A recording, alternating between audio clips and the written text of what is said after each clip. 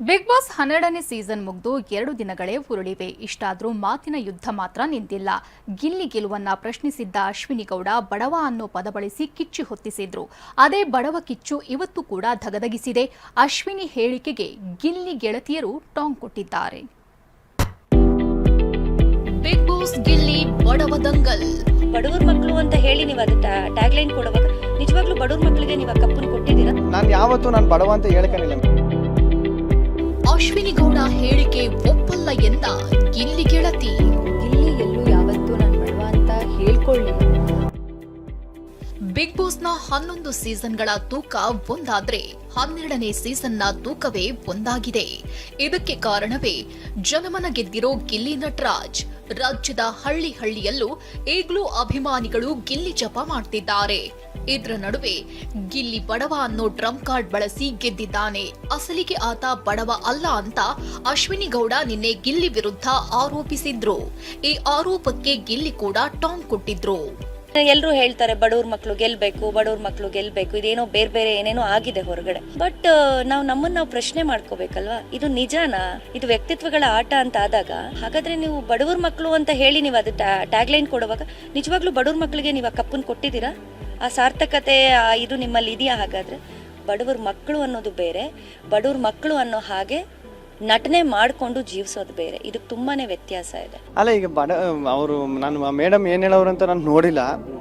ಈಗ ಹಂಗೇನಾರ ಹೇಳಿದ್ರೆ ನಾನು ಯಾವತ್ತೂ ನಾನು ಬಡವ ಅಂತ ಹೇಳ್ಕೊಂಡಿಲ್ಲ. ಇದೇ ಸಮರಕ್ಕೆ ಇಂದು ಗಿಲ್ಲಿ ಗೆಳತಿ ಕಾವ್ಯ ಕೂಡ ಎಂಟ್ರಿ ಕೊಟ್ಟಿದ್ದಾರೆ. ಅಶ್ವಿನಿ ಗೌಡ ಹೇಳಿಕೆ ಒಪ್ಪಲ್ಲ ಅಂತಿರೋ ಗಿಲ್ಲಿ ಗೆಳತಿ ಕಾವ್ಯ ಗಿಲ್ಲಿ ಬಡವ ಅಂತ ಎಲ್ಲಿಯೂ ಹೇಳ್ಕೊಂಡಿಲ್ಲ. ಹಾಗಂದ ಮಾತ್ರಕ್ಕೆ ಆತನ ಕಷ್ಟವನ್ನ ಮುಚ್ಚಿಡೋದಕ್ಕೆ ಆಗೋದಿಲ್ಲ ಎಂದಿದ್ದಾರೆ. ಗಿಲ್ಲಿ ಎಲ್ಲೂ ಯಾವತ್ತೂ ನಾನು ಬಡವ ಅಂತ ಹೇಳ್ಕೊಳ್ಳಿಲ್ಲ. ಬಟ್ ಯಾವತ್ತೂ ಹೇಳ್ಕೊಳ್ಳಿಲ್ಲ ಅಂದ ಮಾತ್ರಕ್ಕೆ ಸತ್ಯ ಸುಳ್ಳಾಗಲ್ಲ ಅಲ್ವಾ? ಅವನ ಜರ್ನಿ ಏನು ಅಂತ ನನಗೆ ಗೊತ್ತಿತ್ತು. ಅವ್ನು ನಿಜವಾಗ್ಲೂ ಬಡವ್ರ ಮಕ್ಕಳು ಅನ್ನೋದನ್ನೇ ಸ್ಟ್ರಾಟಜಿಯಾಗಿ ಆಡೋ ಥರ ಇದ್ದಿದ್ರೆ ಅದನ್ನು ಅವ್ನು ಹೇಳಬೇಕಾಗಿತ್ತು. ಎಲ್ಲೂ ಅವ್ನು ಹೇಳ್ಕೊಳ್ಳಿಲ್ಲ ನಾನು ಬಡವ್ರ ಮಗ ಅಂತ. ಆದರೆ ಅವ್ನ ಕಷ್ಟಗಳೇನು ಅನ್ನೋದನ್ನು ಹೇಳ್ಕೊತಾ ಇದ್ದ. ಸೊ ಆ ಸತ್ಯ ಸುಳ್ಳಾಗಲ್ಲ ಅಲ್ವಾ? ನಿಜಾನೇ ಅದು. ಹೇಳ್ಕೊಂಡಿಲ್ಲ ಅಂದ ಮಾತ್ರಕ್ಕೆ ಅದು ಸತ್ಯ ಸುಳ್ಳಾಗಲ್ಲ.